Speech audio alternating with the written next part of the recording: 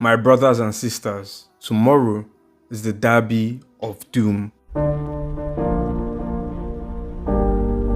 Real Madrid versus Atletico Madrid.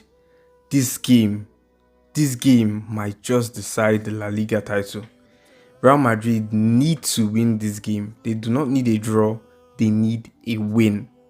And then you're going to be wondering, you're probably thinking, Atletico don't really have much at stake for this game. They can't possibly win La Liga. They have already secured a top 4 spot.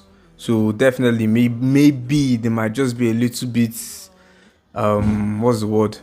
Lackadaisical. When it comes to Real Madrid, when it comes to hating on Real Madrid, Atletico Madrid, they might just be up there with Barcelona fans. That club Atletico, when it comes to hating on Real Madrid, just being a thorn in our side. I mean, Atletico might just be up there with Barcelona. The only difference is just they aren't as good as Barcelona. But Atletico de Madrid, they have nothing at stake. They can't possibly win anything from this game. I mean, nothing at all. They're on their way to the Copa del Rey finals, they're in the Champions League. Alright, let us have an easy game. They will never, Atletico Madrid would never let Real Madrid pass for free. Why? That's the way they are. That's why I call it the Blood Derby. The Blood Derby. Man, blood must be spilled in this game. Blood must be spilled. We're going to be having a look at it. We've had some good comebacks. Our injury list. You see, if with Real Madrid, sometimes it feels like we take one step forward and two steps backwards, or at least a step forward and a step back. Mbappe, Bellingham, Carreras, they came back. Courtois went out. And if you know Real Madrid, we are highly dependent on Thibaut Courtois' miracle saves. Every single game, Courtois has a moment or more, and then Courtois is injured. But then Lunin, I can't lie, Lunin was great in the 24 season. The season we won the Champions League last with Bellingham making his debut. Lunin was fantastic. In any case, he hasn't really had much game time this season, apart from, I believe, in the game against Albacete, and we were knocked out in that one. In any case, let's have a look at the lineup. Courtois injured, Mendy injured, Militao still injured, Dani Ceballos injured, Rodrigo injured. Can't lie. Compared to our previous injury list where we had like an entire starting 11 out, this seems rather, I mean, we don't use Ceballos that much. Mendy's out. Mendy has been out for a while. So, but Carreras is back, which is good. Militao, Housen is picking up form. We saw Housen against Man City, he's picking up form. Rudiger as well, doing well. That Diego Aguado, that kid as well. And I can't see Asensio in this list over here. Does that mean Asensio is back?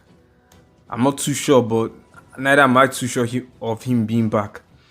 Courtois, Lunin is also a good replacement. Rodrigo, this is very, very sad because we don't really have... Do we have a right winger who can...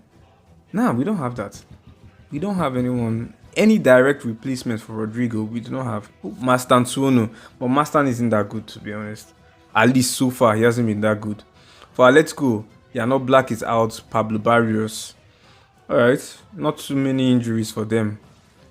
I believe with Oblak, he's actually a wall.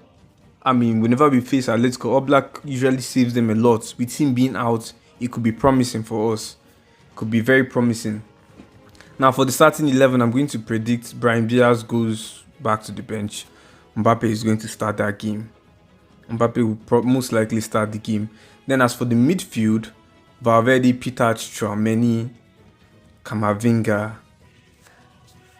I truly suggest we use the midfield we used against Manchester City. And have Adagula in there, not Camavinga. You see, the midfield we use against Manchester City, I believe that's what we should use. Valverde, Pitaj, Tchouaméni, Adagula. I believe we should use that.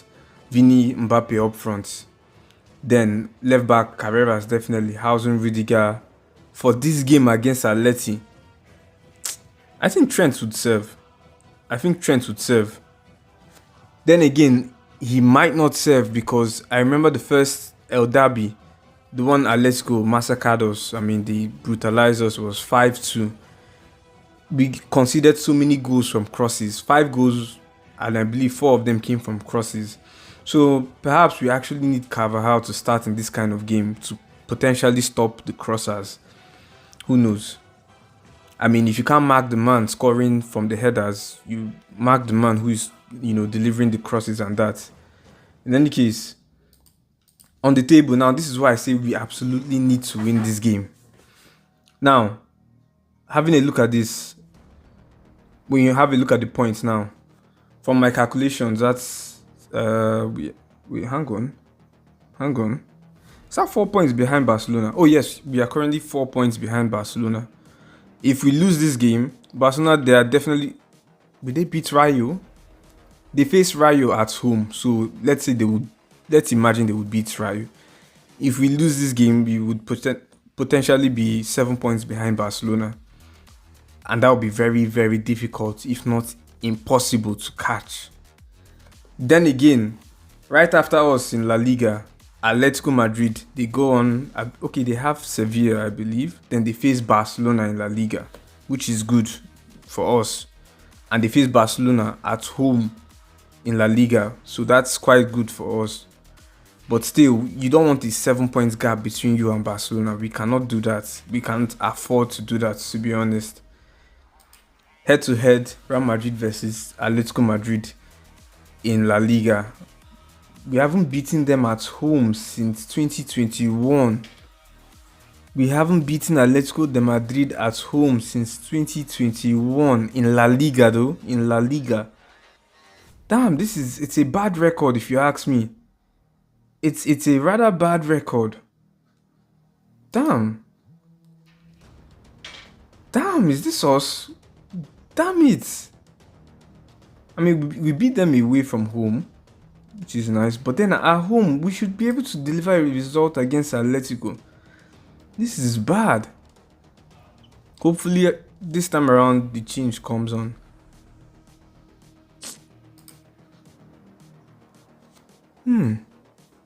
Atletico Madrid equally have a very good starting lineup. I can't lie. They have been putting on some very good performances. Against big teams, Atletico Madrid, they are very, very good against big teams. Safe to say they are going to be very good against us on Sunday. And that's why we need big names like Vini and Mbappe stepping up. I don't know if Bellingham is going to, make it to the starting 11. I wouldn't really suggest it. I would suggest him coming on as a sub. Because this midfield, with Gula over here instead of Camavinga, it's very balanced. I mean, the chemistry with that midfield, the one that faced Man City, it's very good. You have Valverde, Peters doing the aggressive pressing, Tchouaméni, defensive cleanup, Gula, taking his time to create chances and that. It's a very good, dynamic midfield, and I like it. I believe Bellingham should come up rather as a substitute. That's what I believe should happen. In any case, well, I think that's basically the rundown about this game. That's basically the rundown. And if you ask me, this game right now is going to tell us a lot about what Arbeloa has to offer to this club. We've seen him, batter Man City.